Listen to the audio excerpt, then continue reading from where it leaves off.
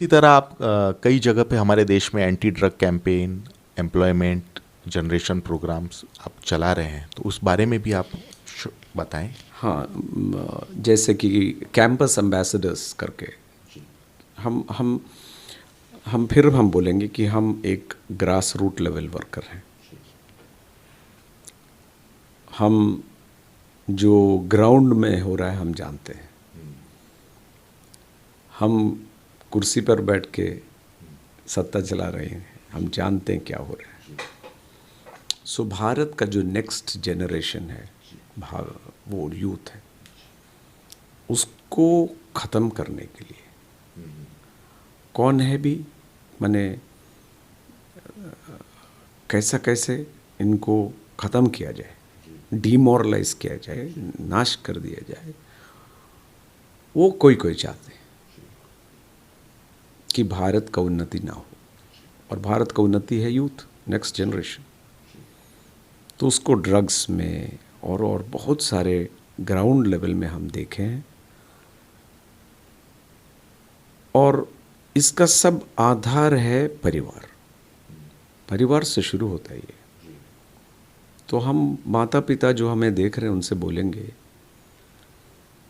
कि अपने बच्चों के साथ दोस्ती रखिए, ना कि उन्हें जो ज़्यादा डांटिए।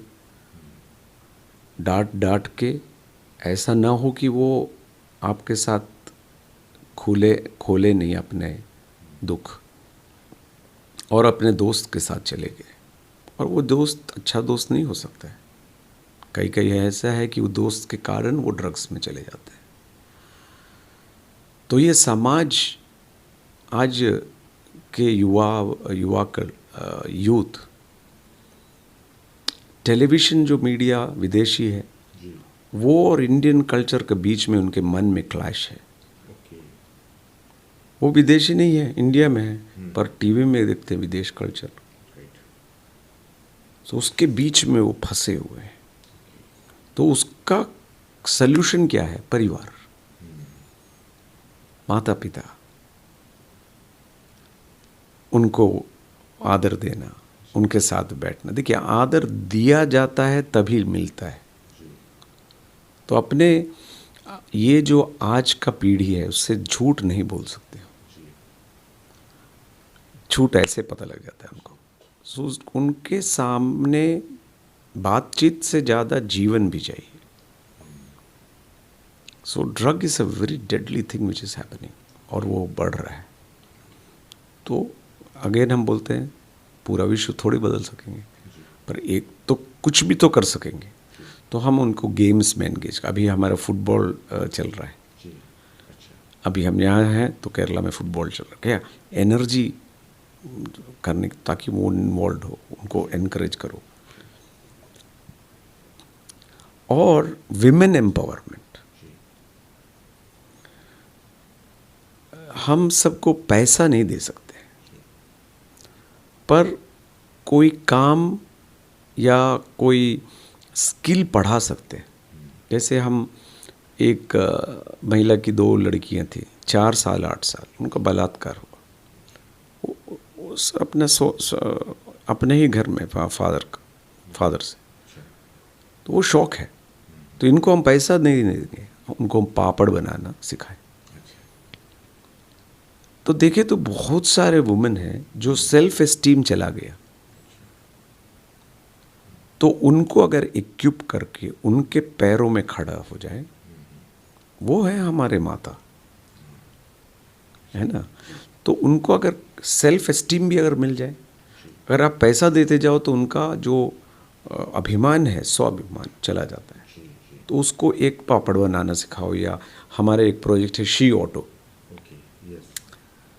जहाँ की हम उनको ऑटो चलाना सिखाते हैं।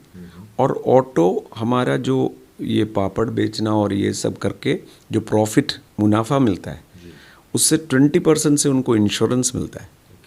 उनका लड़के लोग पढ़ते हैं और बोनस भी देते हैं। और उसमें से जो प्रॉफिट आया, उसमें हम शी ऑटो चलाना सिखाते हैं और ऑटो उनके नाम में खरीद देते हैं। अच्छा, रोजगार आप डेवलप करके देते रोजगार डेवलप करती है। जी। तो क्या है, वो सवेरे से 5 बजे रात को नहीं चलाना जी। तक चलाई, उनका स्वाभिमान हो, अपना पैसा, जी। इंडिपेंडेंस आ रहा है, तो किसी के सामने सर नहीं झुकाना। तो ऐसे कई प्रोजेक्ट्स हैं। वन मोर विश है, जहाँ की हम कैंसर 13 साल के नीचे जो मरने वाले लड़के हैं उनका एक विश होगा, थोड़ा छोटा, जैसे एक प्लेन में चढ़ना है, उनको चढ़ा के दिखाते हैं प्लेन। जिनका माँ बाप मर गए, देखिए ऑर्फनेज इज़ वेरी डेंजरस, नहीं चाहिए। पर जिनका माँ बाप नहीं है, उनका कोई होगा, फादर का ब्रदर या उनका भाई या ग्रैंड मदर, उनके साथ ये बच्चे को लगा के उनका सब एजुकेशन हेल्प जो कर, तो उनका मानसिक ऑर्फन से हटके समाज के अच्छे हम सिटीजन हैं। और हम क्या करते हैं कि जैसे आईएएस कलेक्टर या पुलिस ऑफिसर वो आके इनसे क्लास लेते हैं, ताकि उनका मन का विजन बढ़ जाए, मोटिवेशन देते तो वो समझ जाएगा कि अगर मेरा माता पिता नहीं भी हैं तो हम ऊंचाई में पहुंच सकते हैं। ग्रेट। तो बचपन में ही ये हम, तो कोई ये लड़के लोग हमसे पूछते हैं कि हमें पापा बोलते हैं, पापा आप क्यों हमारे लिए ऐसे करते हो? तो हम उनसे बोलते हैं कि जब तुम्हें देखते हैं तो हम अपने बचपन को देखते हैं। जब 13 साल में मेरे पिता का देहांत हुआ, कोई नहीं था मेरे साथ, अकेले लड़ना, डोर टू डोर सेल करना, गेट आउट सुनना। उस दिन कोई हमको हाथ देने वाला होता तो अच्छा भी होता, बुरा भी होता। अच्छा होता हम और तसल्ली से बढ़ सकते थे, बुरा होता आज जो हम हैं वो नहीं हो सकते थे। तो मेरा कई कड़वा हट माने बिटर एक्सपीरियंसेस है, तो वो आज मेरा फ्यूल है, ताकि हम जो देखते हैं तो हम दूसरे एक जो व्यक्ति मेरे सामने आके उनका प्रॉब्लम देखते हैं, तो मेरा प्रॉब्लम हम जानते हैं, इसमें से हम आए। तो जैसे जैसे हो सकता है भाई, हम फिर बोले हम सबको नहीं हेल्प कर सकते हैं, पर एक का तो आंसू जरूर पोंछ सकते हैं। तो हमसे जो होता है वो करते हैं। इसीलिए आप इतने अनेकों के पिता है, और आपको मैंने सुना हूँ ये कई लोगों के मुंह से, और जब हम फेसबुक पे भी देखते हैं तो आपको लोग पापा कहते हैं। तो पापा बनने के लिए कितनी पीड़ा पीछे होती है, कितना कर्तव्य आप निभाते एक पापा होने का, उन लोगों के लिए जिनके माँ बाप नहीं हैं, उनका सहारा बनकर आज आप खड़े हो। ये आपका एक अलग पहलू है जो आज हमारे इस इंटरव्यू में हमारे दर्शक और लोग जान रहे हैं, क्योंकि अब तक जो हम जानते थे, हम आपको या लोग आपको स्टेज पर देखते थे और जो आप सिखाते थे, मगर उसके अलावा आपके अंदर में देशभक्ति, दूसरों के लिए, गरीबों के लिए, ज़रूरतमंदों के लिए जो करने का बीड़ा आपने उठाया है काम, यह पक्ष भी हमारा सामने आ रहा है। हम जानते हैं कि आपके पास समय की काफ़ी कमी है, मगर हम सच में we are very much thankful to you जो आपने हमें इतना अमूल्य समय दिया और हमारे साथ यह आपने जानकारी शेयर की। और अगली बार जब आप नागपुर आएंगे तो ऐसी हमें समय आप ज़रूर देंगे, हमें पूरा विश्वास है, ताकि हम बहुत सारे सवाल अभी हमारे बाकी है, मगर हम अगले इंटरव्यू का इंतज़ार करेंगे।